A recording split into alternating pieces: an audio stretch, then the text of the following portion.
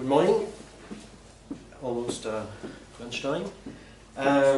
So this is work we have done at EURECOM with respect to the media genre, the Media Interestingness Task. This is work performed by Olfa and Ahmed, Jonas, Wacker, Alessandro, Gaballo, and myself.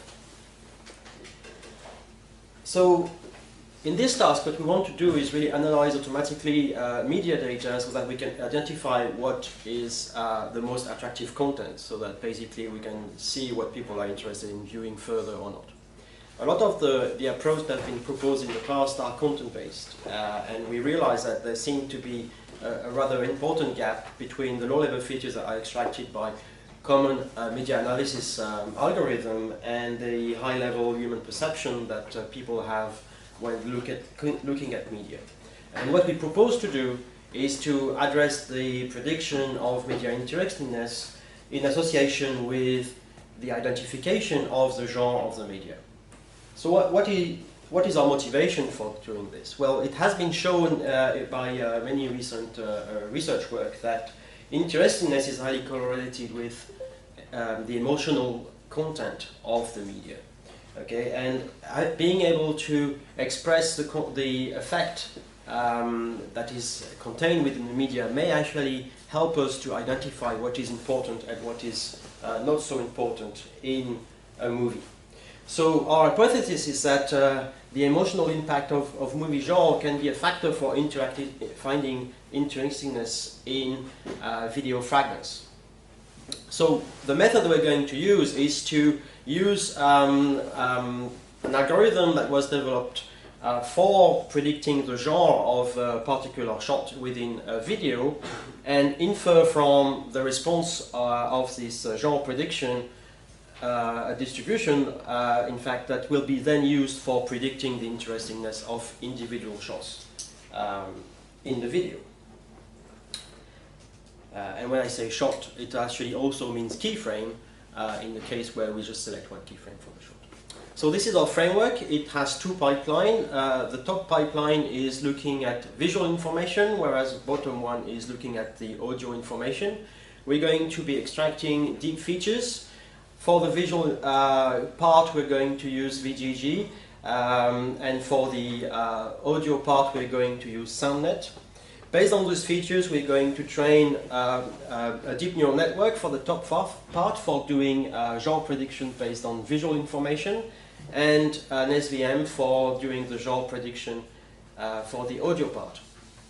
In case we want to address the image interestingness, we will only use the top part, use an SVM to infer interestingness of images based on the genre prediction that has been proposed. And in case of video interestingness, we're going to combine by averaging the genre prediction through the image and the genre prediction through the audio, again through SVM, and predict a score for each individual shots in the video. So in more details, what we did is do transfer learning of VGZ16, cut the last two layers and add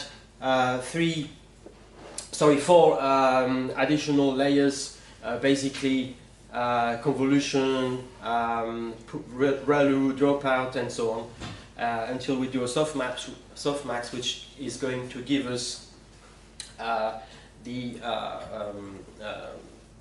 probability of a shot or an image to be of a particular genre or another one.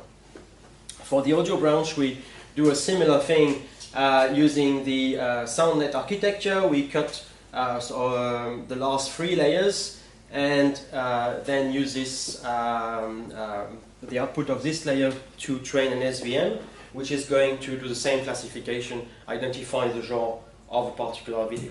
So here I have a video, one shot from the video that should be playing. Okay, and we are able to classify that into 5 different genres: action, drama, horror, romance, and sci-fi. Which one do you think this should be? Action. Action, okay. Well, we think it's more sci-fi. But this close, oh. What's happened now? No, it's not so close, as you can see. So we have a very high score visually for assigning this shot to sci-fi. In terms of audio, this is also the top ranking, but there is some overlap with action indeed. And when we do the combination of audio-visual, but then we still favor, of course, sci-fi. This is actually the information that is going to be used to train another SVM, which is going to make the prediction of the interestingness. Okay, so in this case of the movie here, this is the top ranked shot from that movie, according to our algorithm. So in terms of interestingness classification, as I mentioned, we're going to be using those genre distribution as a feature vector as input for the SVM. We have a binary problem to solve. We're going to take into account the confidence score in training. If you don't use this confidence score, in fact, you end up with classifying everything as being interesting. So it's very important to take it into account. For the image subtask, we're going to use only the visual genre vector, and for video, we're combining the visual and the audio by simply doing the mean of the two vectors, which is what we ended up doing due to time. We actually only started the task in July, so we only scratched the surface of all the ideas that we wanted to put into action. So our results for the image part, we submitted 2 runs. Basically, the difference between the two is just the type of kernel used for the SVM. We can see pretty similar results in terms of map, either for the full map or for the map at 10. In terms of video, notice there are 2 different colors for the video part of the table. The color that is shared with the image is simply because this is using the image part. No audio information is being used for those 2, whereas the other 3 are using the combination of the audio information and the video information.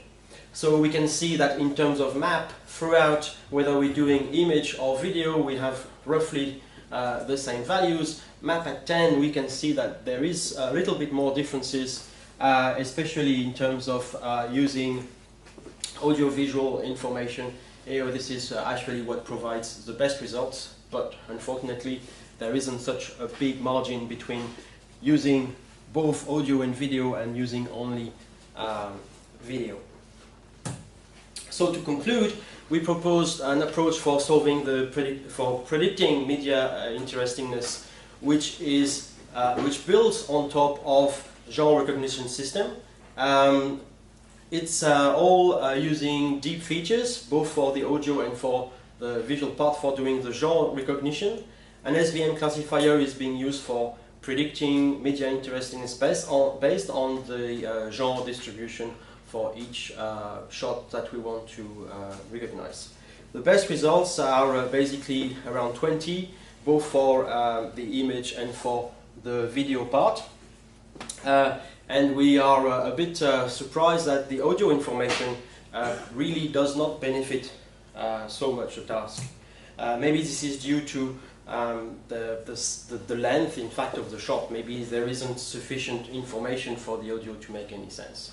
In terms of future work, we're going to look at learning jointly audio-visual features, but also, as you have seen, we are using only keyframe.